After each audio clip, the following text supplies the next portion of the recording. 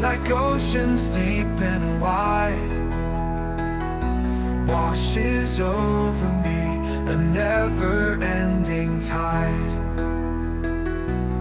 Your mercy like the morning sun so bright, brings hope alive, turns darkness into light. Nasaan na ba yung bagyo? Sorry po, hindi kasi ako nakikinig ng balita. Yeah. So, nag-uulan kanina madaling araw. No? So, alright, good morning everyone, and we are here today to continue with our series. And before I do that, magpapasalamat lang po ko for all the effort that was done last week. Salamat po sa inyong hindi ko matawag na pleasant surprise. I might call it a shocking surprise. Kasi talagang hindi ko inaasahan talaga. No? And sa totoo lang, habang kumakanta tayo kanina binabantayan ko yung microphone. Eh. Kasi last week, hindi ko alam kung nag-uulyanin na ba ako. Kasi alam ko, nilagay ko yung microphone dun sa mga bag ko. Talagang binabaligtad ko pa yung mga bag ko dito sa harap. Nawawala talaga yung microphone. Tapos nakakaisang hakbang pa lang ako dito sa stage, pinapababa na ako kaagad. Kaya nahuli dun sa video, nung finreach yung video, para akong manghahampas ng microphone eh. So wag niyo nang ipapakita, nakakahiya eh. Parang halatang nairita ako eh, no? So, well, I would admit that, nairita talaga ako kasi I was trying to find the microphone. Matatapos na yung song, I need to go up here. So, medyo natataranta na ako, no? So, sabi ko, ano pa nangyari? Tumatanda na ba ako at or nag-disappearing act yung microphone? Kasi may instances talaga na ganun ako eh. Sometimes like yesterday, we were having our dawn watch here. Alam ko inuwi namin yung batteries kasi i-charge, So, ang alam ko na ibaba ko from the car. And then what happened was, itong hindi ko maubos maisip na nangyari kahapon. Chinek ko yung likod ng kotse kasi doon ko nilagay yung battery. Hindi ko siya nakita. Pag-uwi namin sa bahay, hindi ko rin makita. And then in the afternoon, nung binuksan ko yung trunk, nandun lang pala. Hindi ko alam kung may naglalaro sa akin or what. But anyway, thank you very much po sa lahat ng mga inyong ginawa nung last week, sa lahat ng bumati ng pastor's appreciation. Thank you for appreciating. But guess what? I also appreciate every one of you here. Lalo na nung nag-preach si Marivic. Actually, sige po, palakpakan po natin ng Lord for her life. Actually, nung nakatayo nga ako dito kahapon, dahil nung last week, dahil nga pinababa ako at sabi, hindi raw ako hahawak ng microphone. So that means, sabi ko sa wife ko, ibig sabihin merong ibang magpipreach ngayon. Iniisip ko, baka ako bubukas yung pinto, tapos bigla may darating na pastor na in-invite nila eh. Buti naman hindi. So, but really, it was a big surprise for me to experience that. And sabi ko nga last week, it was a very humbling experience, na I don't know what to think of. I don't know how I should feel. But of course, I'm rejoicing na you somehow, I mean, that what has been done is being appreciated here. But as I was saying, ang desire ko lang po talaga is mag-serve sa Lord. And hindi ko sinasabing ayoko ng appreciation, but that's not the goal of serving the Lord, for me. It's good to be appreciated, of course, it feels good, salamat po. But as far as kung makita niyo lang yung laman ng puso ko, it has always been to serve the Lord. To reach out to as many people as possible. And later on, ang gusto ko na marinig is pagdating ng pagharap natin sa Lord, sabihin ng Lord, well done, good and faithful servant. Now, why am I desiring that? Kasi ayokong sabihin ng Lord na, away from me, you evildoer, I never knew you. Na may mga case, may sinabi si Jesus na gano'n eh. In Matthew chapter 7, if you will read that, talagang sinabi doon ng Lord, not everyone who calls me Lord, Lord will enter the kingdom of heaven, but only those who does the will of my Father. So yun lamang daw pong sumusunod sa Kanya, yung makakapasok sa Kanyang kaharian.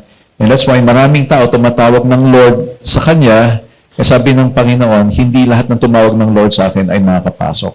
And that's why, as your pastor here, you will hear me a lot of time, or most of the time, reminding everyone, about working out our salvation. When I say work out your salvation, ibig sabihin mo kasi, niligtas ka na ng Panginoon, kung totoong binigay mo na yung buhay mo sa Panginoon, yung gawa mo will confirm your salvation. Kaya sinabing work out your salvation. Ibig sabihin, once you become a Christian, automatic, i-expect sa'yo that there will be changes in your life, which confirms that the Holy Spirit is working in your heart, in your life. So as the Holy Spirit works in your heart, your words, your thinking, your action will change. No, even the way you see things, it will change. Magkakaroon ng pagbabago, mag-iiba talaga. And that's why it confirms that you are saved. And that's why we keep on saying, hindi ka gagawa ng mabuti para maligtas ka, kundi gumagawa ka ng mabuti dahil niligtas ka na ng Panginoon. So your good works will spring out from your salvation. And it's not the other way around, na yung salvation will come out as a result of your good works. So that's why today, titingnan natin itong series natin as we continue. Yung the title is Stand, and the goal that we want to achieve here is that we will all be able to trust the Lord, to have that full dependence on God in fighting our battles. Kasi the moment that you get saved, the moment na ibinigay mo yung buhay mo sa Panginoon, you are in for a battle. So, sinasabi ko nga ito dati, na kapag ikaw sinabi mo, Lord Jesus, you are now the Lord of my life, you take full control of everything, ikaw na ang Panginoon ng buhay ko, sinasabi mo sa Diablo na tapos na tayo, hiwalay na tayo, aalis na ako sa kingdom mo, lilipat na ako ng kingdom. That's what you are saying. Tinatalikuran mo na yung gawa ng masama. Kaya nga, kung dati ang team song mo ay gusto kong bumait pero di ko magawa, ngayon, napakabait ko na. Hirap na akong magkasala.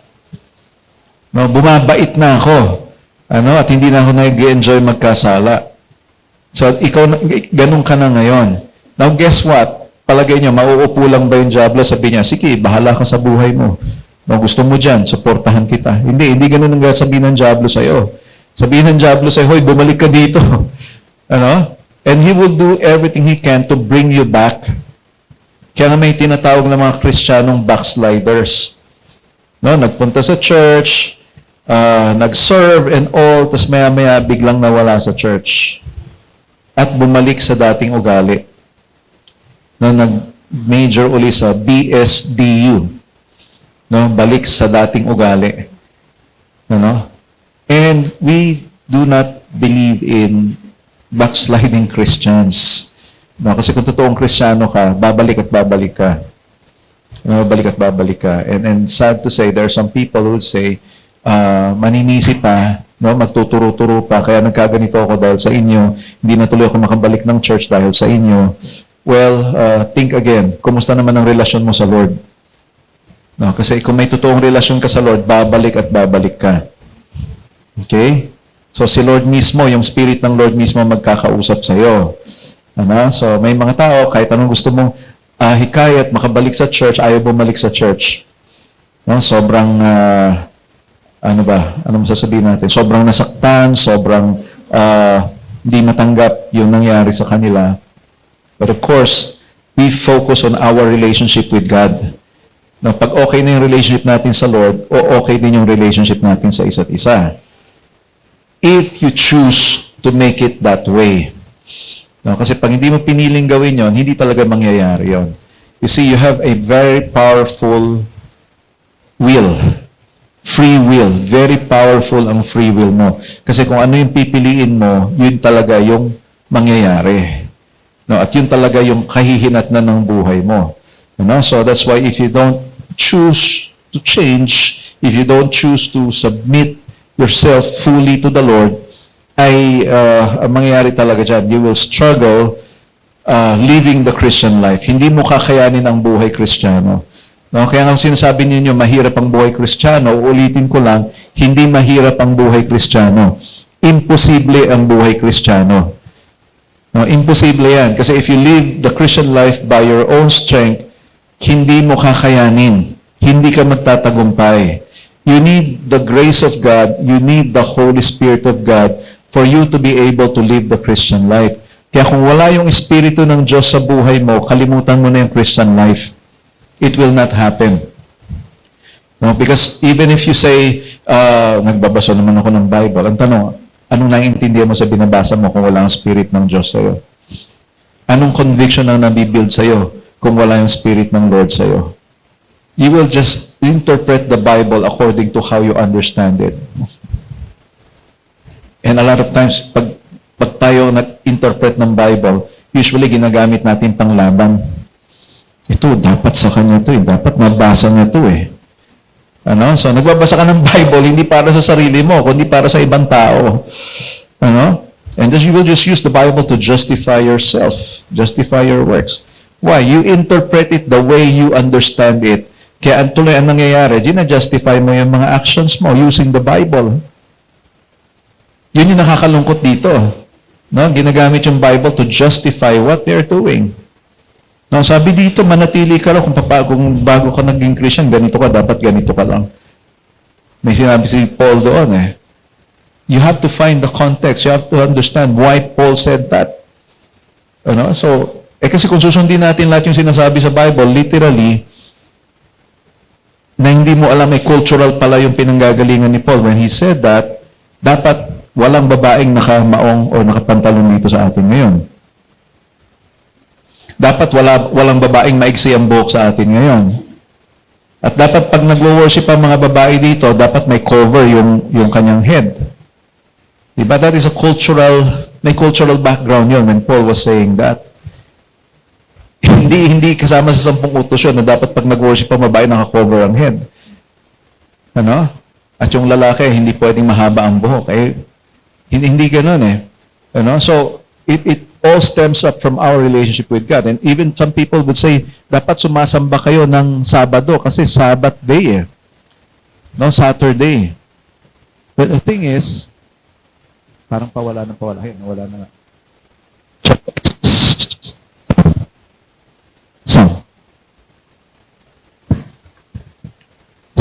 Yeah.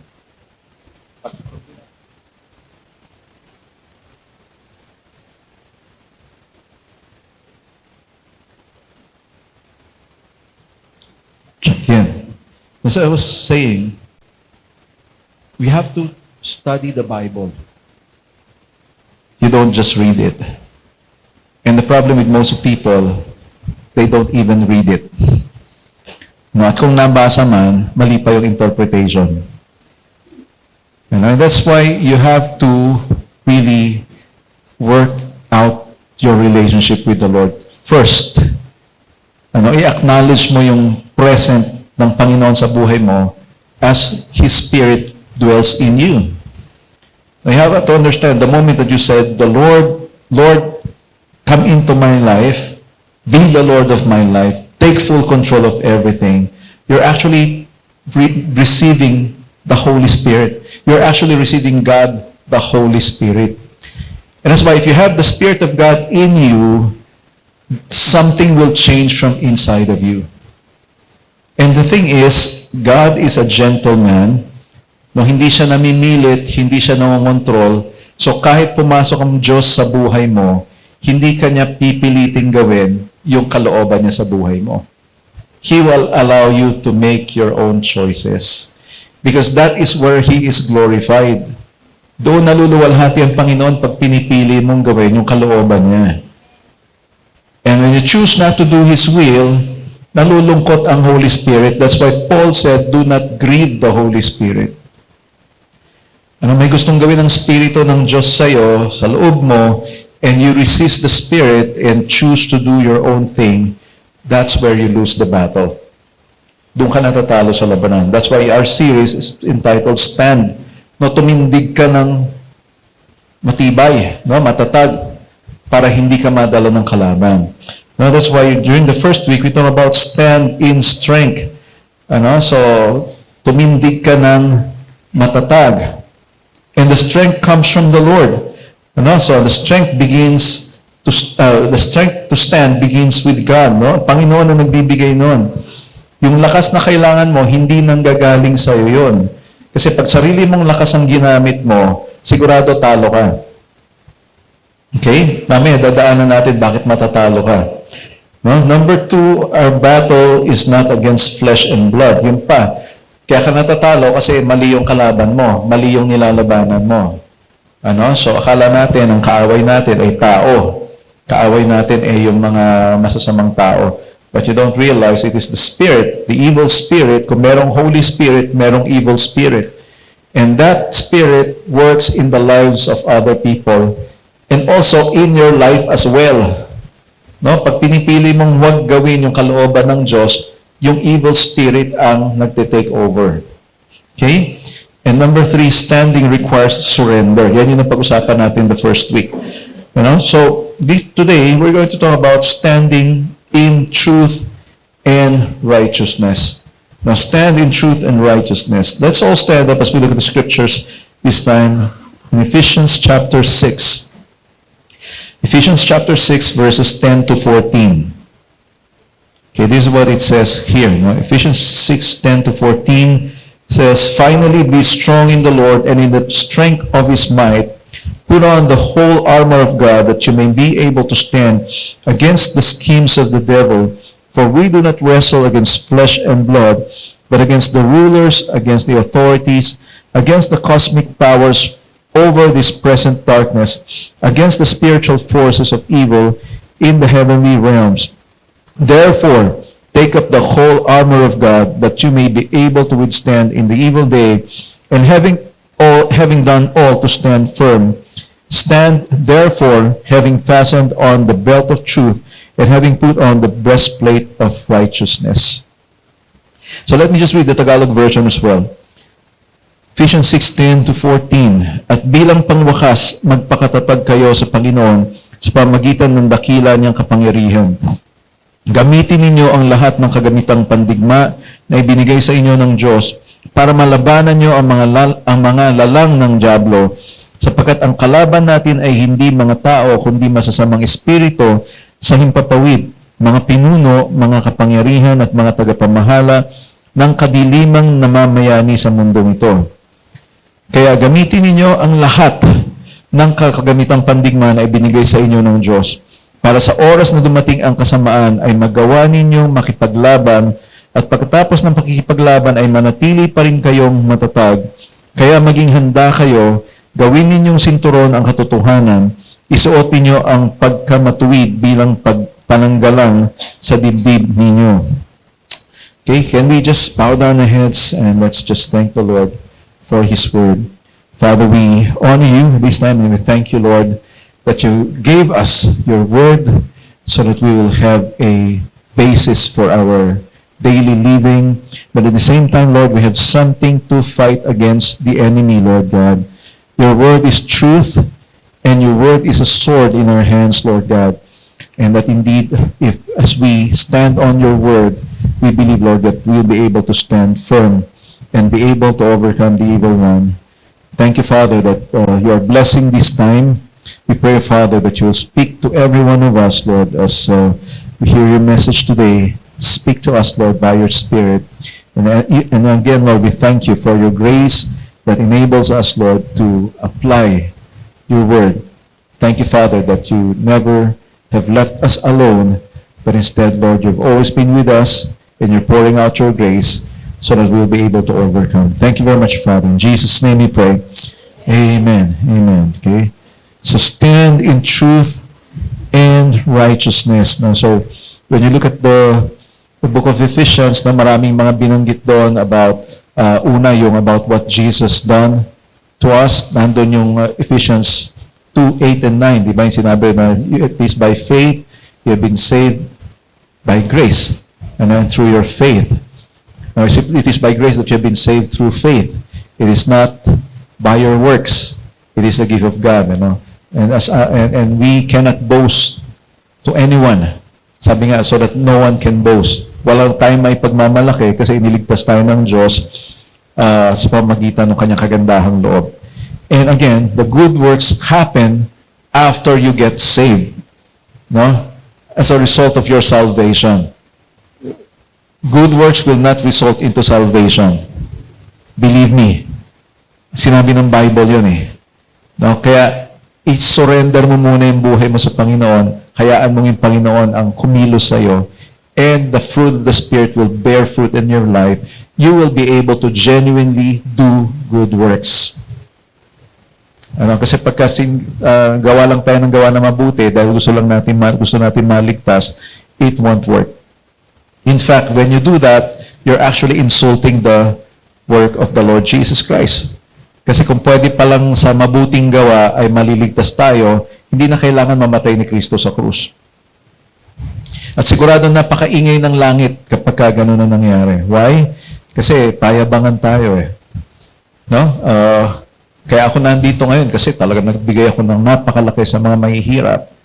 Ako naman, wala naman akong pera, pero naging mabait ako sa lahat ng tao. Wala akong inagrabyado.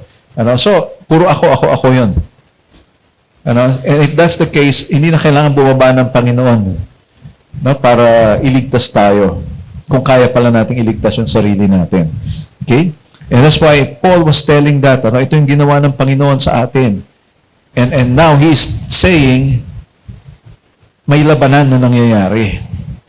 No? Nagbigay siya ng instructions about husband loving your wife, about wives submitting to your husbands, about the servants honoring their master or serving their masters with humility and all.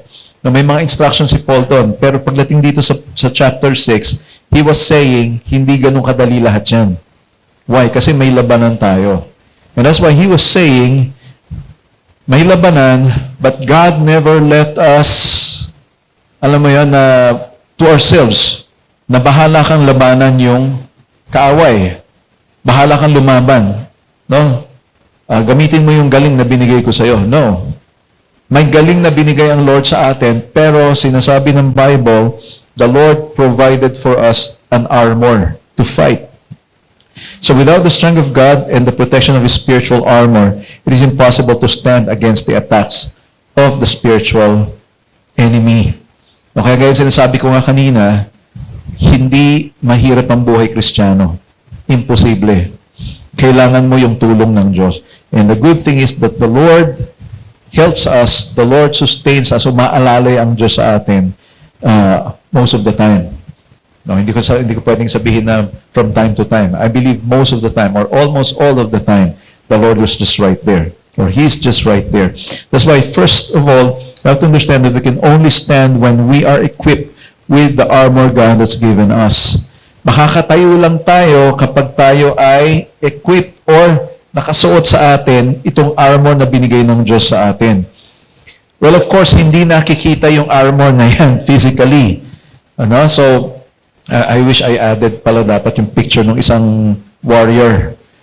Kung makikita ninyo yung knights, di ba? Knight in shining armor, sabi nga, di ba? Yung breastplate nila, isang buong plate yon, hindi yung breastplate na maliit lang. It's a huge plate that covers the body. And then they have a belt that covers, that holds everything. So, they fight. Walang sundalo ang lalaban na naka-walking short at naka-crocs. Tapos yung baril niya. Yung baril niya may mga dekorasyon pa. Ang seryosong sundalo, ang baril niya, polished, clean, and efficient. Ibig sabihin, pag pumutok yung baril na yun, siguradong may tatamaan. Siguradong puputok siya. Siguradong mag-release siya ng bala. So, ang isang sundalo, he does not play around with his weapon. Although, of course, in the case of a surprise attack, kagaya nung nangyari doon sa Pearl Harbor, natutulog yung mga sundalo It was a Sunday. Nagpapahinga yung mga sundalo and they were bombed na umatake yung kalaban. And just think about it. The enemy will attack dun sa time na hindi mo inaasahan. And that's why you have to be ready, equipped. That's why during the attack on the Pearl Harbor, kahit sabihin mo mga nakapangtulog yung mga sundalo doon, punta sila doon sa kanilang armory, kumuha sila ng baril nila, and they started shooting the enemy. Merong iba, talaga nagbihis sila nung kanilang gear para makapunta sila doon sa eroplano nila at makalipad sila at labanan yung kalaban. So, hindi sila lalaban ng basta-basta lang. They will prepare themselves in the fastest way they can. And that's why here, you are given the spiritual armor. And without this armor, you will not be able to fight. In fact, sa verse 11, sinabi na ni Paul yan, put on the whole armor of God that you may be able to stand against the schemes of the devil. Gamitin nyo ang lahat ng kagamitang pandigma na ibinigay sa inyo ng Diyos para malabanan nyo ang mga lalang ng dyablo. And then in verse 13, sinabi na naman niya yan, therefore, noong una sabi niya, put on the full armor of God. Now, sa pagdating sa 13, therefore, diba? Parang sa mga experiment yan, diba? You come into conclusion. Diba? Therefore, alam niyo ba yung conclusion nung yung nag-experiment ng palaka? Narinig niyo na ba yan? Yung pinutol niya yung isang paa ng palaka sa harap. Pinutol niya. Tapos sabi niya sa palaka, talon. Tumalon yung palaka. Sabi niya, I therefore conclude na pag natanggal ang isang paa ng palaka, nakakatalon. Pinutol niya pa yung isang paa doon sa harap. Sabi niya sa palaka, talon. Tumalon. Sabi niya, I therefore conclude na kahit dalawa na lang yung paa ng palaka, nakakatalon pa rin. Pinutol niya yung isa doon sa likod, sabi niya, talon, tumalon. So sabi niya, I therefore conclude na pag ang palaka ay may isang paa na lang, nakakatalon pa rin. So pinutol niya na ngayon yung huling paa. Sabi niya, talon. Ayaw, hindi tumatalon. Sinigawan niya, talon. Ayaw. Gumamit ng bullhorn, sabi niya, talon. Hindi tumalon yung palaka. Sabi niya, I therefore conclude na kapag ang palaka ay nawalan ng 4 na paa, ito ay nabibingi. So, yun yung conclusion niya. Okay, so, yun lang naman yung word na therefore, okay? So, naisingit naisingit lang. And when you say therefore, conclusion yun. It's a conclusion. Now, that's why when Paul said in verse 11, gamitin ninyo lahat ng binigay ng damit pandigma ng Panginoon, pagdating dito sa verse 13, inulit niya, sabi niya, therefore. Why? Kasi our battle is not against flesh and blood. So therefore, take up the whole armor of God that you may be able to withstand in the evil day, and having done all, to stand firm. Pag naisuot mo na, tumindig ka ng matatag. Okay? So, ayan, basahin din natin yung English version, Tagalog version. Kaya gamitin niyo ang lahat ng kagamitang pandigma na ibinigay sa inyo ng Diyos. Take note, si Lord ang nagbigay. You don't produce that. No, the same way, yung mga pumapasok sa Army, pumapasok sa Marines, pumapasok sa Air Force, sa Navy, yung uniform nila, yung battle gear nila, provided yon ng government sa kanila. The same way, when we enter into the kingdom of God, yung armor natin galing mismo sa Panginoon. So you don't produce that. Hindi ikaw ang although sa ROTC noon, bumibili tayo ng uniform natin, di ba, sa ROTC. Pero once you become enlisted in the army, the government will provide you that.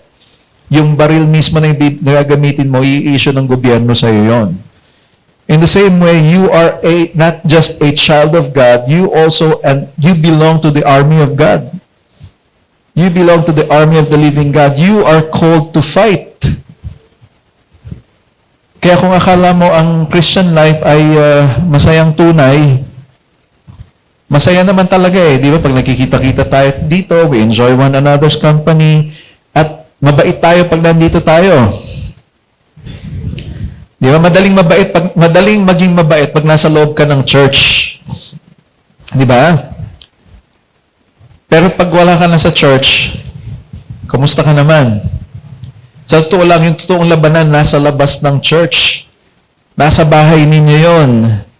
No? Ang masaklap, akala ninyo yung kasama nyo sa bahay yung kalaban. Di ba? Kaya inaaway natin at sinasabi natin, inaaway tayo ng kalaban. No. No, it's the devil's work, ano? So mamaya titignan natin ano bang ginagawa ng diablo, bakit nangyayari itong mga bagay na to. No? So gamitin ninyo ang lahat ng kagamitang pandigma na ibinigay sa inyo ng Diyos para sa oras na dumating ang kasamaan ay magawa ninyo makipaglaban. So ibig sabihin, kakayanin mo makipaglaban kapag ka suot mo yung kagamitan na bigay ng Diyos sa'yo. Kapag ginamit mo yon. Okay? At pagkatapos ng pakipaglaban ay manatili pa rin kayong matatag. Okay? Kaya maging handa kayo. Right? So, mananatili pa rin kayong matatag. Ibig sabihin ni Paul dito, kakayanin mong lumaban at pagkatapos ng laban, ikaw ay mananatiling matatag. That's why if you watch yung mga war movies, especially yung mga ancient times, no, na kung saan may mga ang gamit pa lang nila noon ay espada, mga sibat, mga pana, you will see there yung sundalo after fighting an enemy, ready na uli sila for the next fight. Kaya yung sinasabi ito, mananatili kayong matatag. Ibig sabihin, pagkatapos ng isang laban, ready ka na uli para sa next na laban. Ano? Ang mahirap sa atin, nagrereklamo tayo, Lord, katatapos lang, meron na naman. Minsan sasabihin pa natin, Lord, di ba pwedeng isa-isa lang? Bakit sabay-sabay naman? Yeah, you will hear people say that, Lord, hindi pa nga ako nakakahinga, meron na naman. Well, that's because you're fighting on your own. Yung sarili mong lakas ang ginagamit mo. And the truth is, sa sarili lang talaga natin, hindi naman natin kaya. And the thing is, talagang mapapagod ka kasi sarili mong lakas yung ginagamit mo. Sometimes you don't even know this, I would always remember the story of Jehoshaphat. Now, si Jehoshaphat, he's facing a great army. Napakalaking army yung kaharap niya. And the truth is, si Jehoshaphat, meron siyang sapat na panglaban. Okay. Sa totoo lang, meron siyang pangtapat doon sa army na yon. But guess what? According to the Bible, natakot siya. And natural yun, Natural yun, matatakot ka. But what did he do? Ang ginawa niya, he consulted God. He consulted God. He asked help from the Lord. Pero malabas yung pagkakapampangan. Help. No? What happened? Isipin mo naman sa nakakita, in front of the army is the worship team. The trumpeters, the drummers, those who handle the cymbals, the flute and the lyre. Nag-worship, nag-praise and worship bago lumaban. Ulitin ko, nag-praise and worship bago lumaban. Habang nagpe-praise and worship, ang Lord lumalaban para sa kanila. Habang nagpe-praise and worship, yung mga kalaban, nagpatayan na sila-sila. Naglaban-laban sila ng sila-sila. And the Lord caused confusion in the camp of the enemy. Akala nila sila yung magkakalaban. While this army of Israel is praising and worshiping the Lord. Kaya kanina, sinasabi ko talaga, napakahalaga po ng praise and worship. Hindi po yun pang-intro lang dito sa service natin. And that's why I would encourage everyone, wag po nyo ma-miss yung praise and worship. Kasi this is the time that you give to the Lord the glory and honor that belongs to Him. Wag po tayong, sorry for the term, wag po tayong maging consumer Christians. Consumer, ibig sabihin yung nagko-consume ka lang. Tumatanggap ka lang. Okay? I hope you will not be offended by this. Although, of course, pagdating sa Panginoon, marami tayong tinatanggap na mabubuting bagay. But how about us giving to the Lord? Gusto nyo ilagay natin sa dulo yung praise and worship para nandito kayo lahat? It's because ito yung time natin para ibigay sa Lord yung papuri, para ibigay sa Lord yung honor na deserve niya. After all He has done to us for the whole week, from Monday through Saturday and Sunday, di ba, parang punta ka at maging handa ka para magpuri sa Lord. Although nagpupuri tayo, nagsasamba sa Lord, araw-araw dahil sa ginagawa niya sa buhay natin, totoo nga ba yun? Diba? We get into our daily routine or whatever, lahat ng kabisihan natin sa buhay, sa bawat araw, and a lot of times, walang time para sa pagpupuri sa Lord. Ang ganda na nga ng ginawa ng Lord sa buhay mo buong maghapon, tapos pagdating sa gabi, wala man lang thank you. Di ba? How many of us, as you lie down, you say, thank you Lord, ang bait-bait mo, ang galing-galing mo sa buhay ko ngayong maghapon na ito. Kitang-kita ko yung pagkilos mo. Ramdam na ramdam ko yung presence mo. Hindi mo talaga ako pinapabayaan. Salamat talaga, Lord. Amen. Tapos, at least, bago ka dumating doon sa punto na yun, nakapagpasalamat ka naman. Di ba? Gratitude is a powerful weapon. Alam niyo ba yan? Yung pagpapasalamat sa Diyos, napakalaking weapon yun. Kasi it makes you humble. No, it makes you recognize the power of God. So, Paul introduced the whole armor of God, starting in verse 11, and then reminding us that we really need to use that in verse 13, sinabi. So, this describes the purpose for the strength of God and the armor of God, that we are to use them and what we are to use them for. Saan natin gagamitin? And that's why, again, it means, as we think about these things, pag iniisip natin yung armor ng Panginoon, you have to understand, or you're actually thinking, naka-mindset ka, na alam mong anytime, the enemy will attack you. Anytime. Much, much more doon sa time na pinanghihinaan ka ng loob. Doon siya nabubusog kapag ka pinanghihinaan ka ng loob. Yun yung nag-feed sa kanya. Yun yung nagbibigay ng power sa diablo kapag pinanghihinaan ka ng loob. Why? Kasi the more na pinanghihinaan ka ng loob, the more na lumalakas ang loob ng kalaban.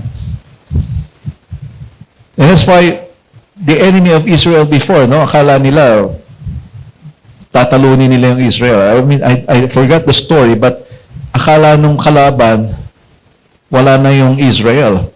And yet when they attacked, ready pala yung Israel.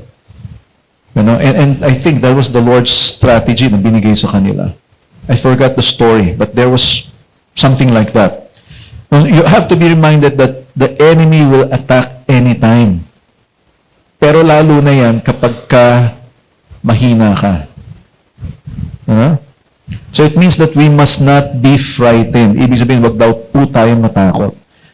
If you have the armor of God. It also means that we must not droop or slouch, or ibig sabihin yung maging easy lang tayo. Because some people would say, meron naman pala tayong armor. Easy lang tayo. No. The battle is real. At yung laban ay hindi basta-basta. And that is why, kung titignan mo noong unang panahon, covered yung mga warriors. Naka-cover sila. May mga helmet sila. May naka-cover sa katawan nila. And yet, hindi pa rin basta-basta yung labanan.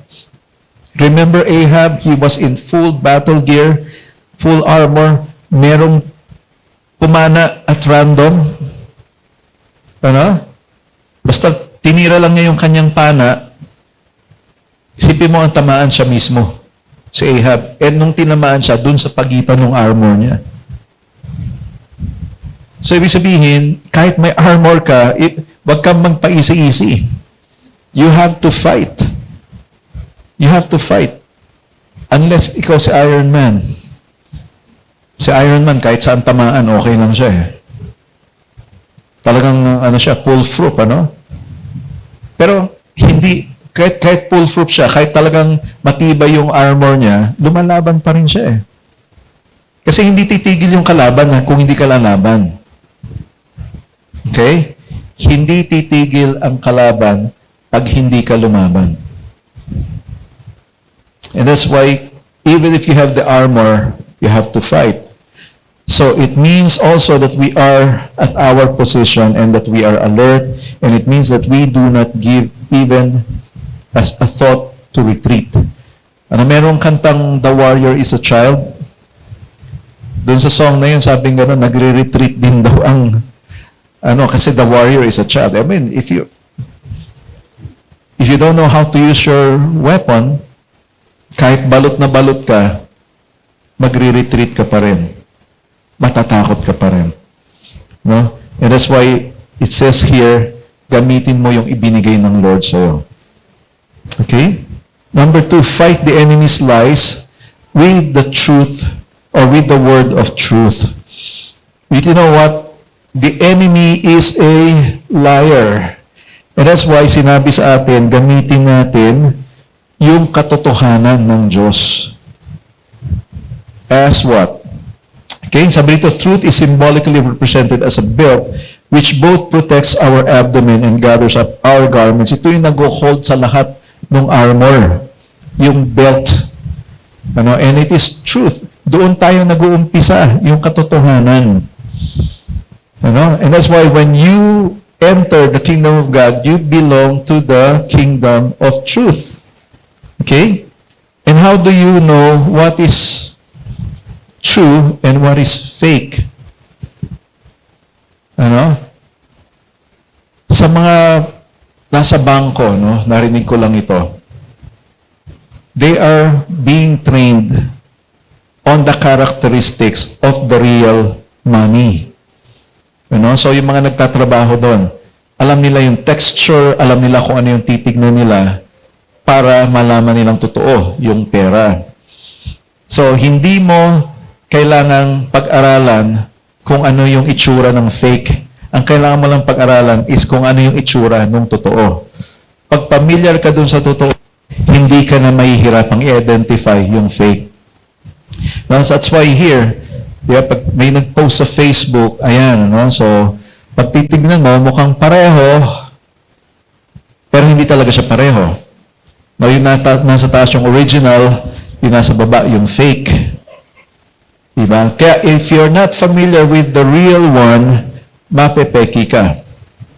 Now, ang mahirap pa dyan, kung yung fake ay nakahalo doon sa mga totoo, lalo mahihirapan ka ma-identify. Lalo kang maloloko. Di ba? Malilin lang. Di ba? Isipin mo yan kung binigyan ka ng 10,000 tapos yung 3 pala doon ay fake. 3,000 kagad ang nawala sa'yo. And that's what the devil does. Inihahalo niya yung mukhang totoo doon sa katotohanan. And that's why we have to fight. And that's why you have to stay in the truth. You have to know the truth. The truth is the Word of God. Jesus is the truth. Diba? He says, I am the way, the truth, and the life. That's why you have to stick with the Lord Jesus Christ. You don't give the devil a chance because the devil will usually win. Usually, nananalo ang diablo pag binigyan mo siya ng chance. Now, the best way to identify the fake money is to be familiar with the real one. So you have to be familiar with the truth. Although we are not ignorant of the devil's schemes. Now, itong sinabi ni Jesus sa John chapter 8. Now, John 8:44 says, You are of your father, the devil, and your will is to do your father's desires. He was a murderer from the beginning and does not stand in the truth because there is no truth in him. When he lies, he speaks out of his own character, for he is a liar and the father of lies. Yun daw si Satanas. No? Basahin ko yung Tagalog version. Ang diablo ang inyong ama at kung ano ang gusto niya, yun ang ginagawa ninyo. Siya'y mamamatay tao mula pa sa simula at ayaw niya ng katotohanan dahil walang katotohanan sa kanya. Likas sa kanya ang pagsisinungaling dahil sinungaling siya at siya ang pinagmumulan ng lahat ng kasinungalingan. In other versions, it says, when the devil speaks lies, he is speaking in his own native language. Natural sa kanya yung pagsisinungaling dahil walang katotohanan sa kanya. And that's why don't think even for a second na merong mabuti sa dyablo. No? Because the devil is evil, pure evil. Kaya nakakalungkot, merong lumitaw na movie na hindi na ipalabas dito sa atin. The movie was entitled Dear Satan. And I think nakuha yan doon sa movie rin sa Amerika. Ang pamagat naman ay Dear Santa. No, yung story niyan pareho halos. Kasi doon sa story dito sa Pilipinas, may bata na sumulat kay Santa, kaya lang namali siya ng spelling. Imbis na Santa, naging Satan yung naisulat niya. So, nag-respond naman si Satan doon sa sulat niya. Doon sa story nito, si Satan, pinipilit niyang gumawa ng kasamaan yung bata. Pero dahil bata siya, alam niya kung ano yung, ay turo sa kanya kung ano yung tama, so hindi siya sumusunod doon kay Satan. Hanggang bandang huli, natalo ng bata si Satan. Pero doon sa story, si Satan ay naging mabuti. Pumasok pa nga sa simbahan. No, doon sa trailer, no, hindi kasi naipalabas yan eh. So, binasa ko lang yung sa sinasabi sa Wikipedia about that story. No, yung sa America naman, Dear Santa, pero anong nangyari dyan? Pareho din. No? Hindi blatant yung kanyang title. Dear Santa. Pero pag titignan mo, meron siyang tinidor doon. No? Tapos may maliliit na demonyo doon. No? You notice? Doon sa kanyang, ano bang tawag dyan? Basta yung Christmas decor na yan. Ano? You see there, ayan, no? Imbis na Dear Santa, doon sa sobre, Dear Satan yung nailagay niya. So, doon sa story niya, nagkamali din yung bata. Imbis na Santa yung sinulat niya, Satan din yung naisulat niya. And so, may dumating na representative si Satanas doon sa bata. And he showed himself, and when the boy saw na parang kakaiba itong Santa na ito, pero dahil nakabihis Santa Claus siya, tinanggap niya. Eventually, according to the story, ito palang Santa na ito ay fallen angel. Kumbaga, hindi siya kaagad na itapon sa impyerno dahil nakagawa siya ng mabuti, na-elevate siya, nakabalik siya sa langit. Yun yung storya niyan. And I tell you, in both stories, these are all deceptions. It will never happen. I tell you, the fate of Satan and his demons is sealed already. Alam ng dyablo, papunta na talaga sa impyerno. And that's why he's doing everything he can to bring as many souls as he can. The sad reality of this is that a lot of people are being deceived.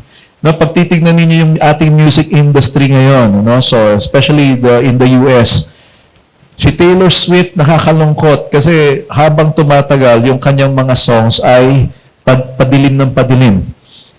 It's becoming darker. In fact, she even made a statement one time, sabi niya, I am a witch. Yung kanyang mga concert, witchy and the thing. Para siyang mangkukulam doon. And young people are idolizing her. The devil is doing everything he can to deceive the young people. Ang malungkot nito, there are even artists who admits that they made a deal with the devil in exchange for fame. Katy Perry is a daughter of a pastor. Ang gusto ni Katy Perry dati, maging katulad ni Amy Grant. No? So si Amy Grant is a gospel singer. Na sikat na sikat. Yun ang gustong maging magaya ni Katy Perry. But guess what happened? No, tingnan mo yung mga music niya, tingnan mo yung mga music videos niya, suggestive of sexual acts. And later on, she admitted she made a deal with the devil. Anak ng pastor ito. And that's why, pag-iisipin mo, kung itong mga taong to, nadideceive sila, how much more? Diba? Yung mga bagong Christian or yung mga Christian na hindi talaga ganun kaseryoso sa Christian life. No, so you cannot expect Satan to tell the truth because he is a liar by nature. Natural siyang sinungaling. The Bible says he can dress like an angel of light, but he is still evil. No, kaya niyang magkunwari na mabait, pero there is a catch. No, gagawang kanya ng mabuti, pero may kapalit yun. Okay? So, he can never be good. Kaya mali yung sinasabi nitong mga pelikula na to. No, sa Dear Satan na Tagalog version, pumasok si Satanas doon sa simbahan, karga-karga niya yung bata at umiiyak siya. Naging mabait siya. And that is a lie. Kasi nungalingan yon. No, sabi nga ni Shara Soto ba yun, yung director or head ng MTRCB?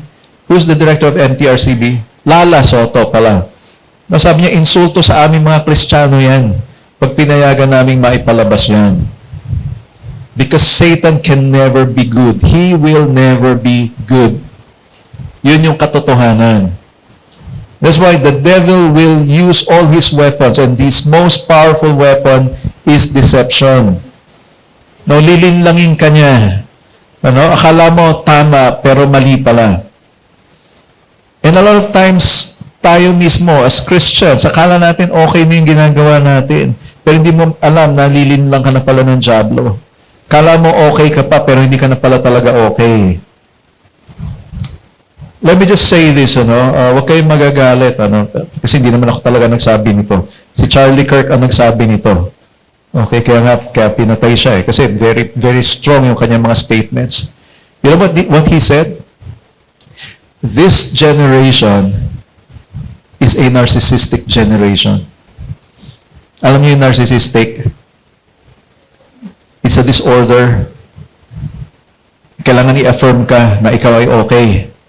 Na ikaw ay tama. No? And this generation is like that. No? Kailangan sila ang pakinggan mo kaysa sila yung makinig. No? They will tell you ito yung totoo when in fact they are deceived. Nakakatakot yun. Ano? So, kaya pag makikita mo yung mga debate nila sa Amerika, makikita mo, napakatatapang ng mga estudyante. Napakatatapang ng mga young people. Ano? So, Satan deceived us by what? Ano yung mga ginagawa niya? Pinapababa niya yung kasalanan. Binabago niya yung pangalan. No? Kaya na I mentioned, di ba, yung love songs, kala mo love songs, pero infidelity pala yung pinopromote niya. Akala mo love song, sex pala yung pinopromote ng song na yun. Yeah? So, yung murder of an unborn child, they call it choice. It's a choice. Kaya sa Amerika ngayon, merong pro-life, merong pro-choice. Yung pro-life are those who are against abortion. Pero alam niyo ba, according to their statistics, millions ang na-abort sa kanila. Millions na mga bata yun na mamatay na hindi nabigyan ng pagkakataon makalabas man lang. Why? According to them, hanggat hindi lumalabas sa katawan ng babae, hindi pa raw tao yun. You see how deceived they are? And they fight for it. Mga estudyante ito. They fight for it. They call that fetus parasites. So how deceived can you get? Ang nagtataka lang ako, they buy into it. Mga estudyante. And they say preaching the gospel is propagating hate. Samantalang you're preaching, you're telling them Jesus loves you. Why is that? Kasi alam nila na kapag ka sumurrender ka kay Jesus, magbabago yung moralidad mo. And that's why for them, it's okay to abort because they don't want responsibilities. In fact, the feminist movement said, mas mabuti pang mag-alaga ka ng aso kaysa mag-alaga ka ng bata. That is deception. Eh nakakatakot kasi dito sa Pilipinas, pumunta ka sa malls, yung mga strollers ang nakasakay aso. Hindi na mga babies, hindi. I mean, ilang stroller yung nakita ko sa SM one time, puro aso nakasakay. And that is deception. You know, so people do not want responsibility, and that is why they are willing to throw away yung katotohanan. They're willing to throw away what is moral, and they will give in to immorality. Remember, nag-conduct tayo ng HIV awareness seminar. Pinamigay natin booklet for awareness. Merong isang grupo sa school nila, Arvin yata yun. Ikaw ba yung nagkwento nun? Nag-conduct ng HIV awareness seminar, ang pinamigay nila ay condom. Protection daw. So which means, okay lang na gawin mo yung sex as long as you have protection. That is not what the Bible is saying. You know what the truth of the Word of God says? Fornicators and adulterers will not enter the kingdom of God. You know what a fornicator is? Single person ka, tapos nagkukumit ka ng sexual act with another person, whether married or not married. If you are a single, and you're committing sex outside of marriage, you are a fornicator. Ngayon, kung ikaw naman may asawa ka, nag-commit ka ng sexual act with somebody who is also married or with somebody who is still a single, ang tawag sa'yo, adulterer. And both are a no-no to God. Hindi ka makakapasok sa kaharian ng Diyos. And that's why, by the grace of God, we are given the chance to understand the truth, to choose the truth, to live the truth, by first of all, repenting from our ways. No, kasi if you've done that, may grace ang Lord. Pwede kang bumalik. And now, sabihin na natin na knockdown ka. Sabihin na natin na sugatan ka sa laban. Hindi ka papatay. No, sa boxing, pag knockdown, hindi patalo yun. Pwede ka pang tumayo uli. No? Hindi ka pa knock out. So that means pwede ka pang lumaban. And you know what? We defeat the enemy by the testimony that we have. By our testimony. Diba? Eto ako dati. Ganito ako katalamak eh. Pero binigay ko na yung buhay ko sa Panginoon. And now I am victorious.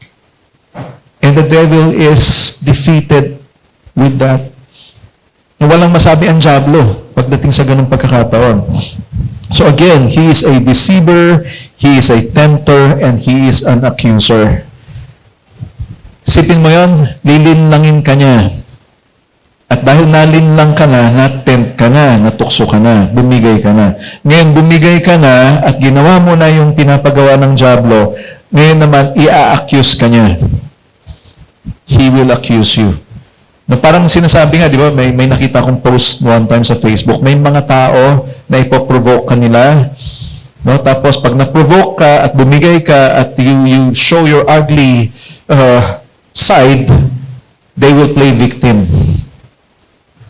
They will play victim. Bandang huli ngayon, ikaw na may kasalanan. Ikaw na ngayon yung inuusig. Samantalang ikaw ay na-provoke.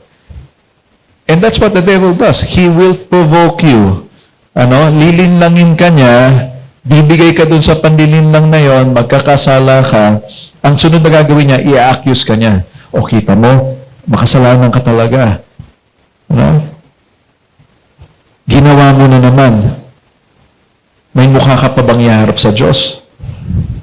And when he says that, ang goal niya, huwag ka nang bumalik sa Panginoon. And that's where your life gets destroyed. No? Nanakawan ka ng diablo. Lilinlangin ka niya. His job is to steal, to kill, and to destroy. Steal. Nanakawan ka. To kill, hindi ka lang niya basta papatay. May mga bagay muna siyang papatayin sa buhay mo. Until eventually you're destroyed.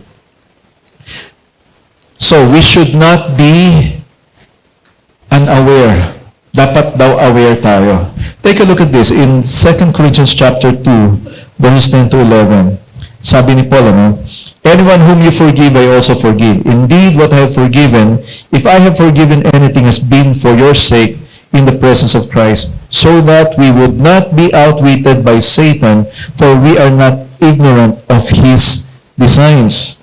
Tagalog version says, kung pinatawad na ninyo ang taong nagkasala, pinatawad ko na rin siya. At kung nagpatawad man ako, saksi si Kristo na ginawa ko yun alang-alang sa inyo. Nararapat lamang na magpatawad tayo para hindi tayo madaig ni Satanas.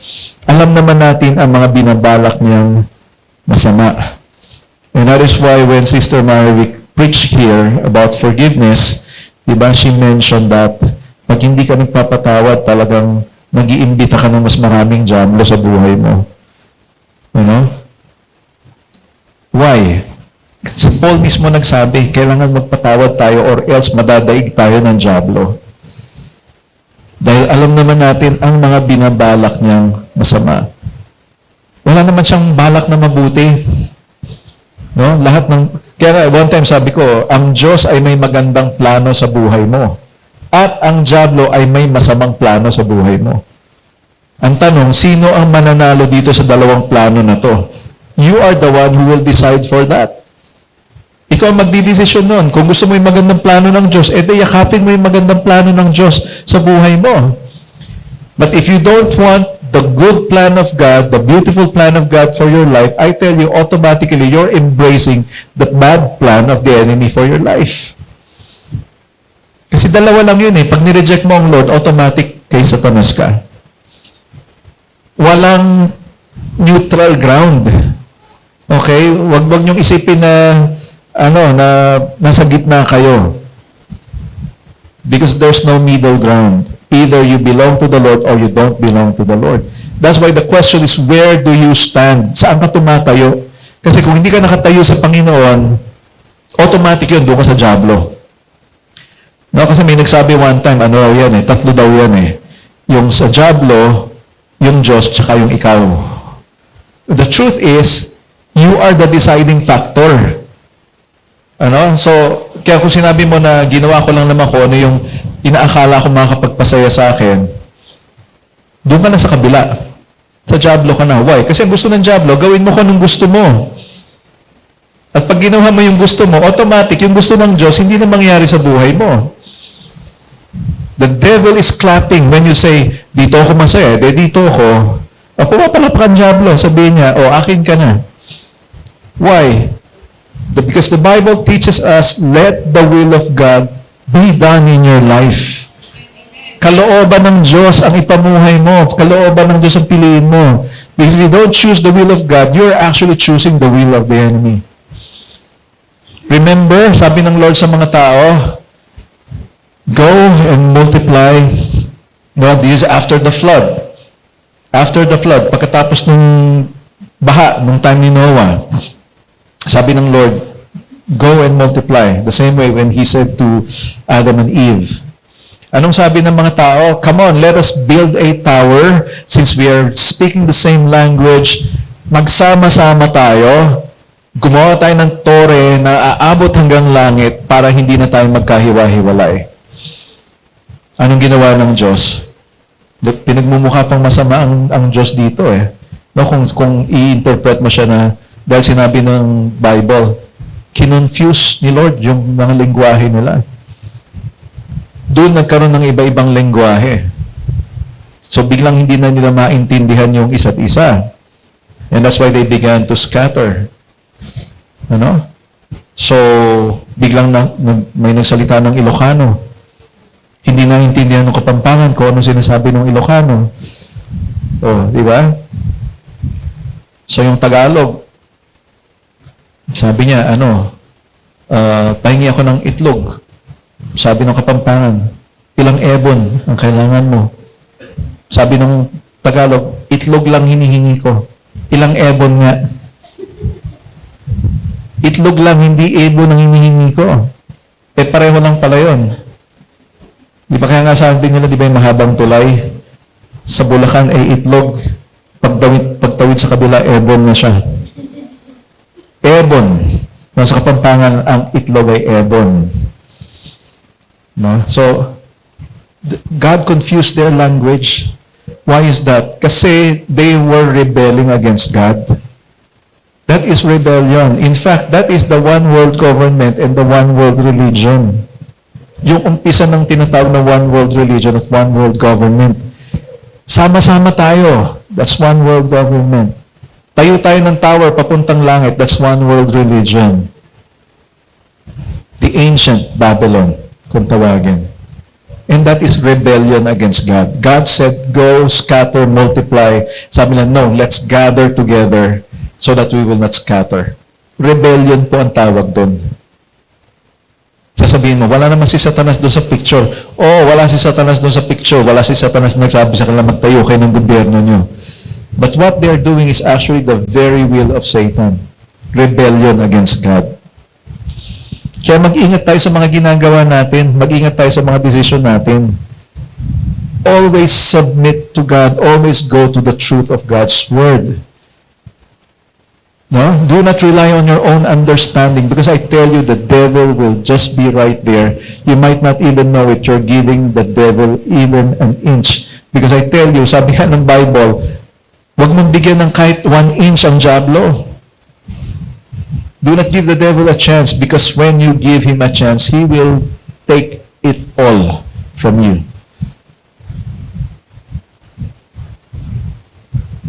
So dito sa binasa natin, Satan comes in when there is unforgiveness. Kailangan maintindihan po natin yun.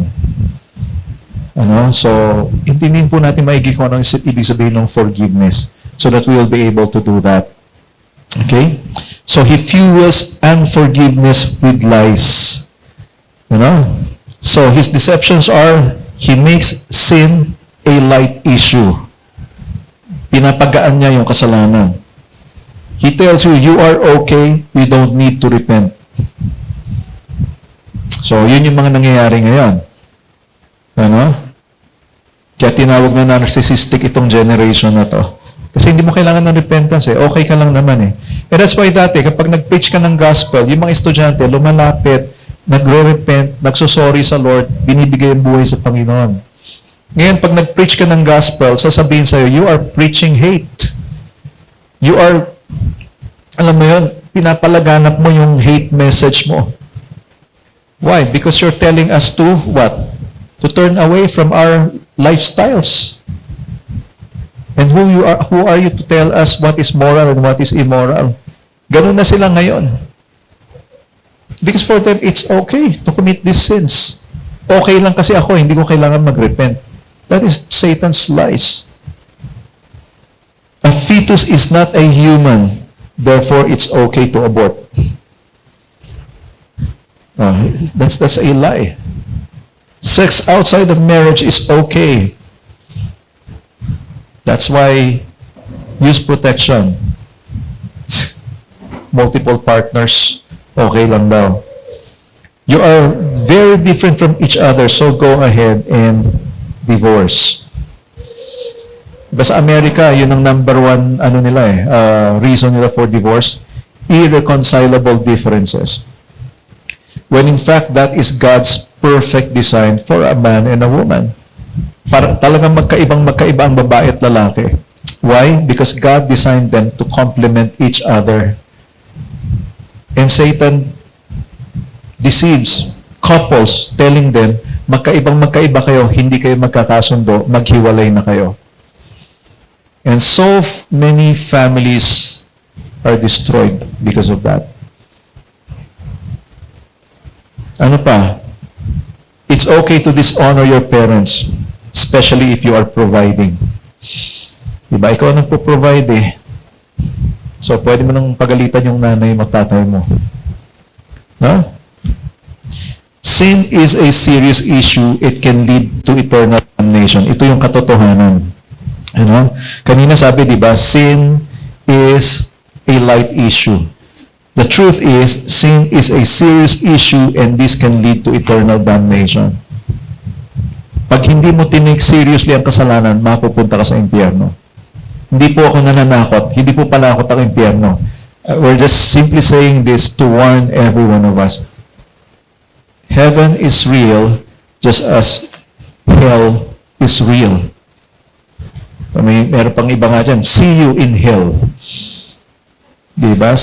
Merong video si President Duterte, sabi niya, pagdating ko sa impyerno, pagsasasampalin ko si Satanas Ang tapang I was thinking to myself, you don't know what you're talking about. And he was saying, magkita-kita tayo sa impyerno. These are his words. You don't know what you're talking about when you say that. Okay? You are not okay. Di ba sabi niya, you are okay, you don't need to repent. The truth is, you are not okay. Let me say that again. You are not okay. You need to repent.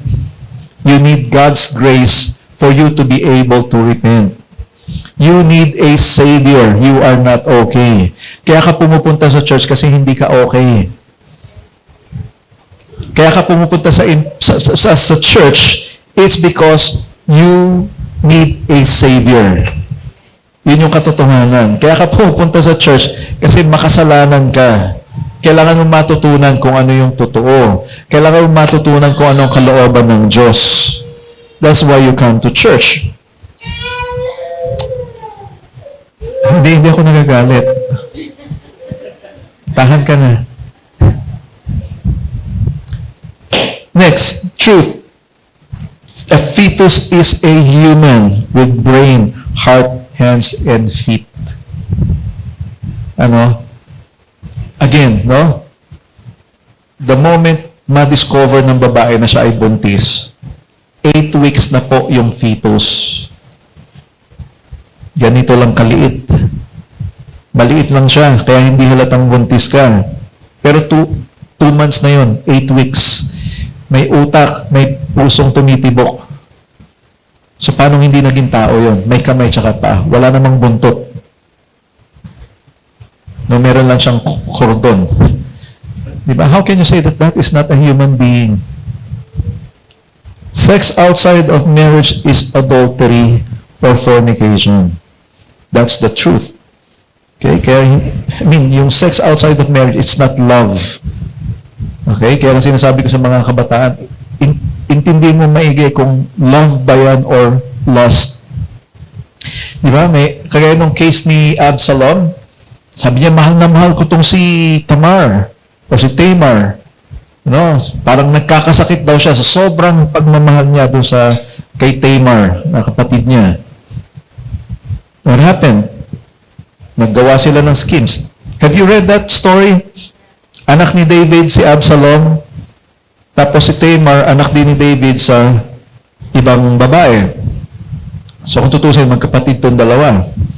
So sabi ni Absalom, I am so in love with her to the point of feeling sick sa sobrang pagmamahal daw niya doon kay Tamar. So gumawa ng paraan. Anong ginawa niya? Nagkunwari siya may sakit. Sabi niya, ipadala mo dito yung kapatid kong si Tamar para pag-solve niya ako at para gumaling ako. And what did he do? He violated his sister. So, si Tamar, and according to the story, Absalom hated her more than he loved her. So, after niyang gawin, after niya makuha yung gusto niya, nawala na yung sakit niya, what happens? Lumayas ka. Lumayas ka sa harapan ko. Inutusan ni Absalom yung mga servants niya, palabasin niyo itong babaeng to, tapos ilock niyo yung pinto. So, akala ko ba mahal na mahal mo yung si Tamar? Bakit ngayon nakuha mo na yung gusto mo, galit na galit ka na sa kanya? Look how deceived he is. It wasn't love at all. It was just, he was actually burning with lust. Kaya pakiramdam niya parang na siyang may sakit. The truth is, yung love will not make you sick. Lust wants something right now. Love is willing to wait. Even if it takes forever. Sige lang, palakpakan niyo si Lord if you would like to clap to the Lord. Lust cannot wait, love waits. So, kailangan maintindihan natin yun. And God made you different so you can complement each other sa mag-asawa. Now, God made you different so you can complement each other.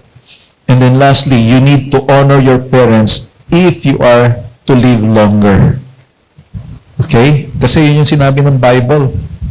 Ito yung kaisa-isang utos na may pangako.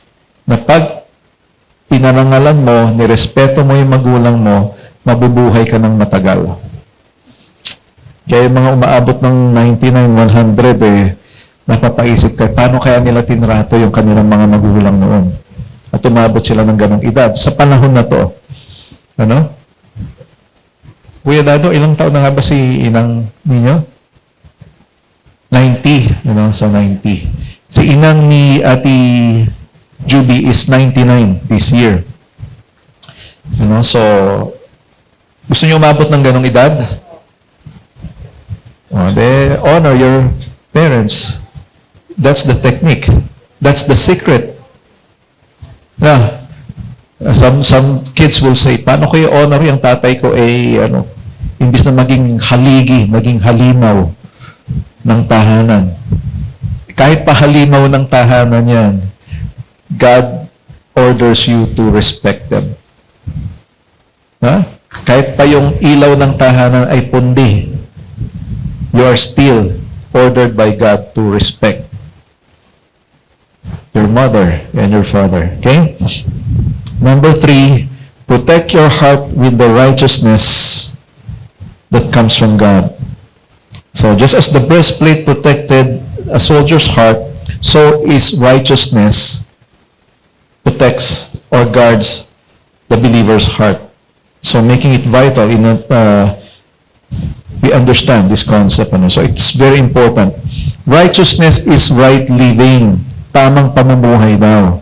Now, the Bible tells us our righteousness is like a filthy rug. Maruming basahan daw na yung pagiging matuwid natin o yung kabutihan natin. In other words, hindi siya umaabot doon sa pamantayan ng Diyos. And God is telling us right now, hindi uubra yung righteousness mo. You know what God did? He made us righteous because of the Lord Jesus Christ. Ang sabi ng Bible, ibinigay ng Diyos sa atin yung kanyang righteousness. Kasi yung righteousness natin, hindi tayo makakapamuhay ng matuwid kung ang gagamitin natin ay yung sarili nating pagiging matuwid. In other words, gusto mong bumait para hindi mo magawa, tama ka, hindi talaga mangyayari yun.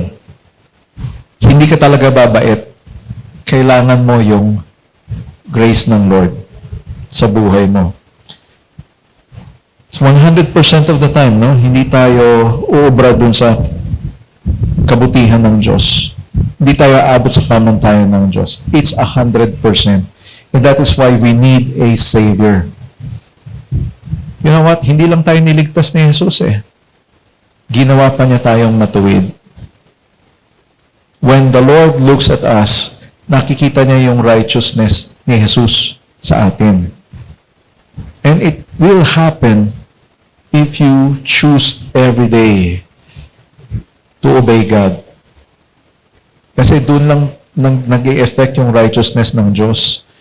Some people would say, of course, ginawa ka ng matuwid ng Diyos Pero again, yung pagiging matuwid mo, lilitaw yan in time. Okay? Kasi hindi po pwedeng sinabi mong ginawa ka matuwid ng Diyos, tapos patuloy ka pa rin sa kasalanan mo. It doesn't work that way. So, Proverbs 4:23 says, keep your heart with all vigilance, for from it flow the springs of life. So, sa NIV version, sabi niya, above all else, guard your heart, for everything you do flows from it. So yung puso ang pinag-uusapan dito, no? Pero sa Tagalog version, ang ginamit niya, higit sa lahat, ingatan ninyo ang inyong isipan. Sapagkat kung ano ang inyong iniisip, yun din ang magiging buhay mo. You know what the truth is? Sabi nga, the heart is the wellspring of life. I remember sharing this before, na yung puso natin ay merong utak. Merong portion yung puso natin na meron siyang component doon na nakikita lang sa utak. In other words, may maliit na utak na nandun sa puso natin. And guess what? I just heard, yung sa isang seminar namin, yung isang pastor sabi, alam niyo ba na yung broken-hearted, totoo yun? Totoo daw yung broken-heartedness. Kasi, if you are broken-hearted, pag meron kang dinaramdam, may napupunit daw ng mga tissues sa puso natin. Kaya affected talaga ang puso kapag ka meron kang dinaramdam. So when you say broken-hearted ka, it literally means may napupunit daw doon sa puso natin. Ngayon, nung sinabi rin, follow your heart, totoo rin yun. Kasi yung puso natin, may utak siya, connected doon sa utak natin. And that's why when you are burdened emotionally, yung emotional side ng brain mo affected, pero mapansin mo rin yung puso mo affected siya. And so, ang word na ginamit dito ay kaisipan. Because the truth is, we base our actions on our emotions. Most of the time. Diba kung ano yung nararamdaman mo, doon ka nag-base ng action mo. Not be able to live righteously if you do that. Kasi sabi ng Bible, the heart is deceptive. Mapanlin lang daw ang puso. No, hindi ko na nailagay dyan yung verse, but you can find that in the Bible, in Proverbs. I forgot the chapter. The heart is deceptive above all. And that is the wellspring of your life. That's the reason why hindi ka makakapamuhay ng tama. Kasi yung puso mo ay kailangang ma-born again. Kailangan yung puso mo mabuhay ng panibago. All of us need to change. Yeah, that's in Jeremiah pala, no? The heart is deceptive above all. So God, in His loving kindness, put forth a different way. Ang ginawa niya, He credited His righteousness to us through our Lord Jesus Christ. Now you are able to live rightly because the Spirit of God lives in you. Dahil sa ginawa ni Kristo. No, our righteousness is soiled and stained. Marumi yung ating pagiging matuwid. Ang sabi rito, Jesus says, here, have mine. Eto, gamitin mo yun sa akin. Kasi yung pagiging matuwid ni Kristo ay malinis. So as believers, we should strive to live by this imputed righteousness in us. Mamuhay daw tayo dun sa katuwiran na ibinigay ni Jesus sa atin. So can we all stand up now and let us just offer this time to the Lord.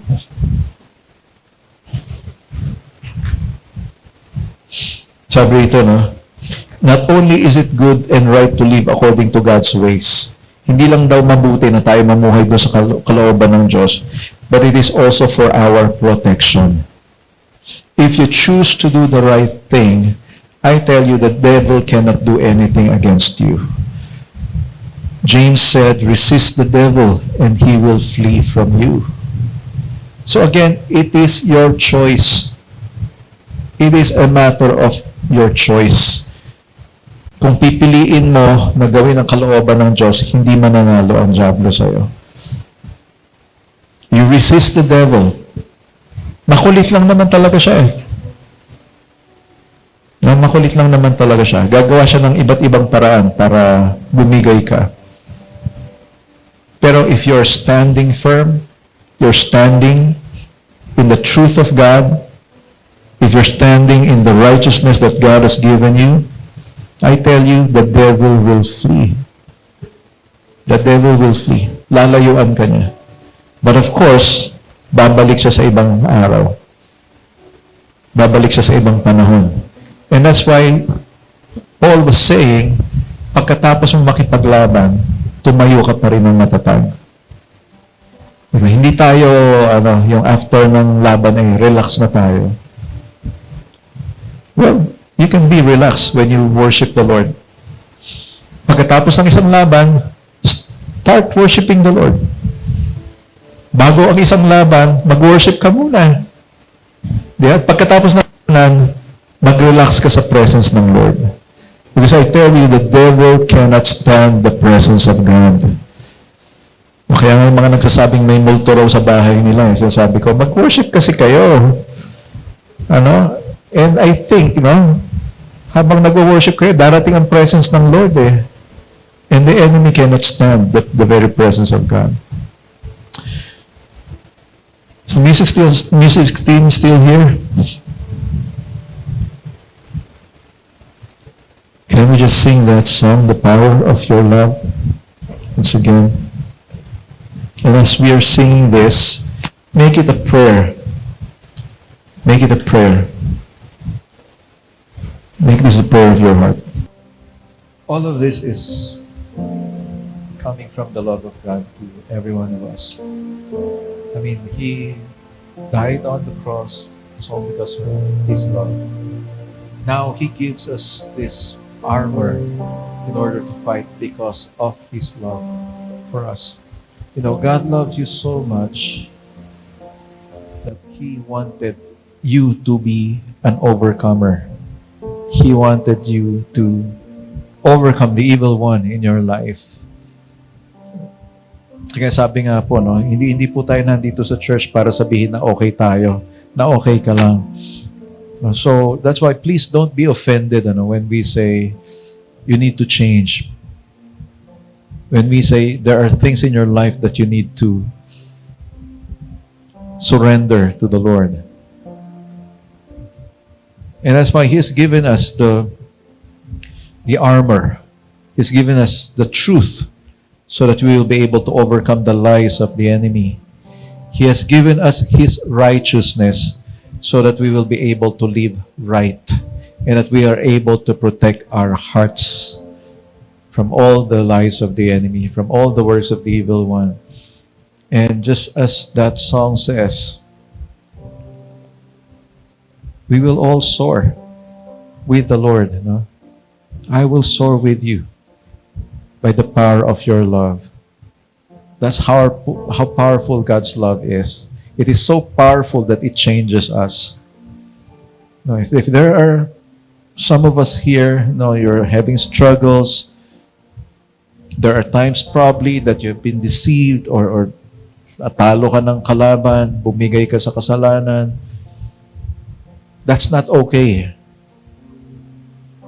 But the Lord loves you so much that He is willing to restore you to Him. That's why it's not true that we do not need to repent. The truth is we have to repent each day of our lives. We have to go to God every day of our lives and acknowledge that we need Him. Because by ourselves, we will keep on sinning. Kakasala at magkakasala tayo. He wants you to overcome. Ano yung mga bagay sa buhay mo na kailangan mong isuko sa Lord para may overcome mo? What is that thing?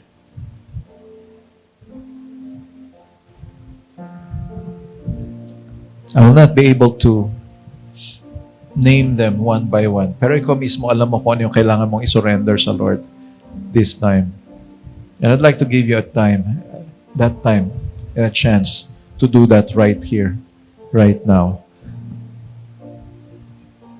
Ano yung bagay sa buhay natin na hindi nakakalugod sa Diyos? Ano yung mga bagay sa buhay natin na hindi nakaka-honor sa Kanya? Ano yung mga bagay sa buhay natin na hindi naman pala talaga sa Panginoon, kundi sa dyablo? Might as well surrender that to the Lord right now. Because I believe the Lord is faithful. The Lord is kind. And He is willing to accept us if we are humble enough to come to Him. Just go ahead. Make that prayer.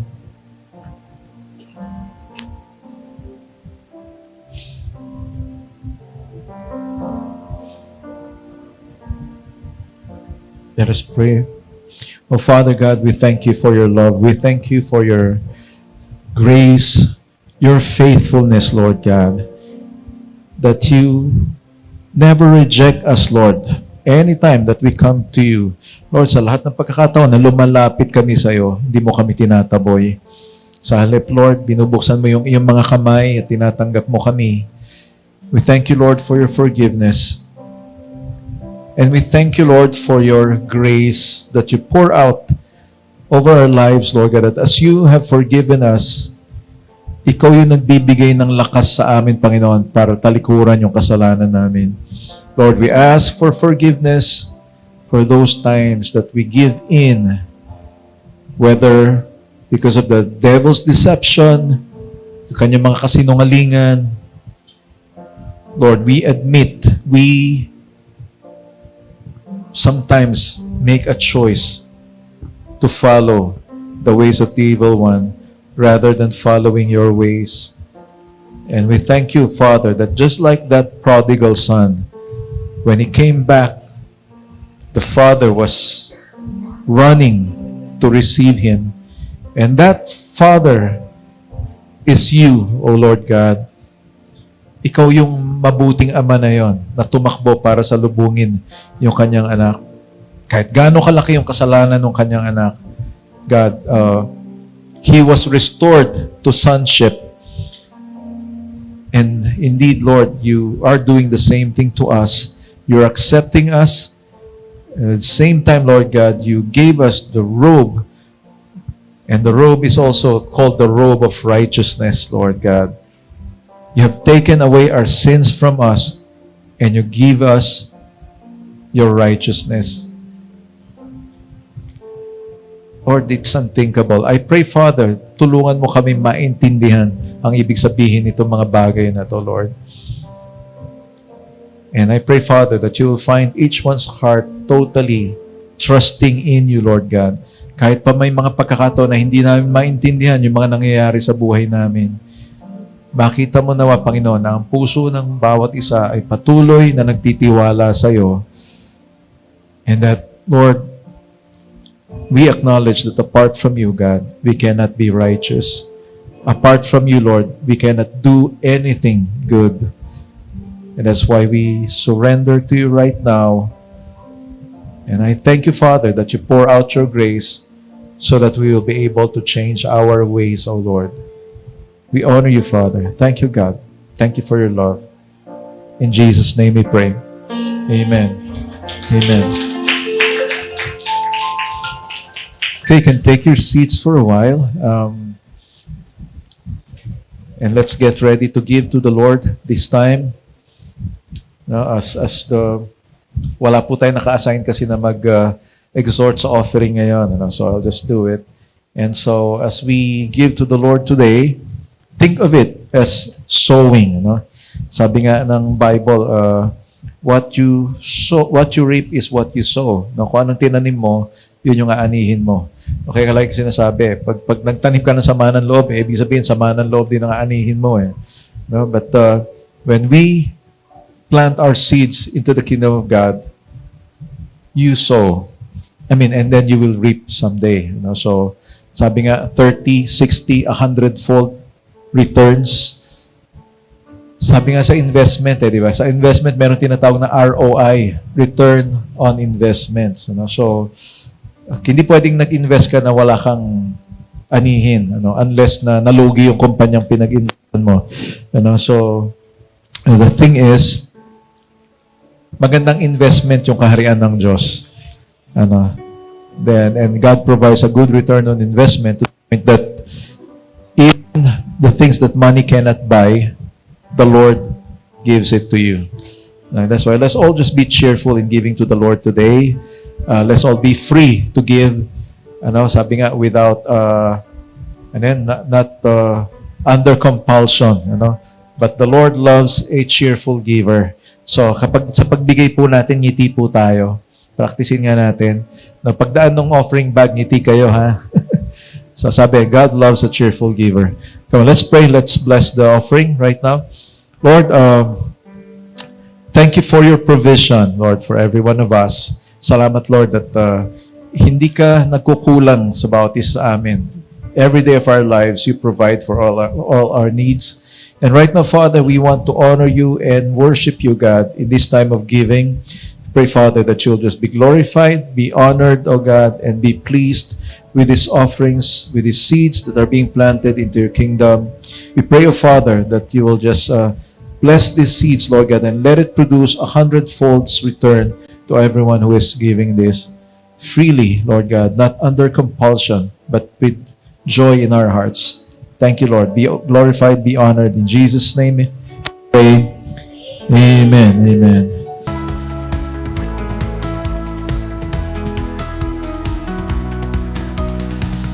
In the wonders of creation, your majesty revealed.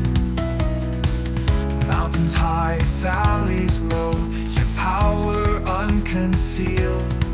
From the stars that paint the night to the sparrows in flight, every detail crafted by your